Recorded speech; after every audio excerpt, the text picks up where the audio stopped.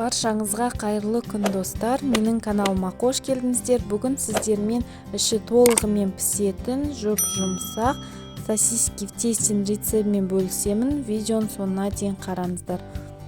Алдымен ұнымызға бір ас қасық ашытқы салып, кейін суға бір ас қасық тұз, 2 ас қасық қант салып, барлығын жақсылап араластырамыз. Кейін ұнымызға 3 ас қасық сұйық май құямыз. Кейін осы ұнға жаңағы суымызды біртіндеп қоса отыра жұмсақ қамыр илейміз.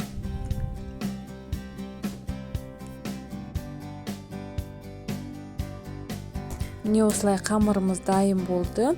Бетін жауып, жылы жерге 1 сағаттай көтерілгенше қоямыз. Енді міне осылай сосискалар үлкен болатын болса, ортасынан осылай бөліп алған дұрыс. Міне енді осылай қамырымыз көтерілді. Енді жаңағы сосиски в тестені жасаймыз. Осылай кішкене бөлігін алып, видеода көрсетілгендей етіп жасаймыз.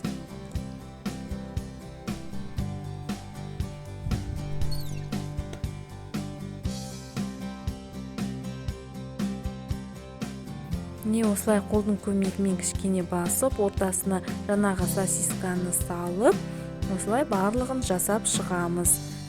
Кейін қызып тұрған майда 2 жағы қызарып піскенше қуырамыз.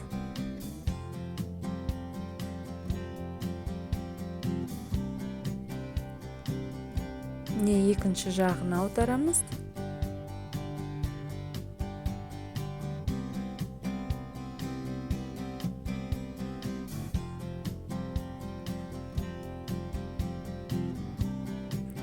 Міне піскен соң барлығын алып, ұсына берсеңіздер болады.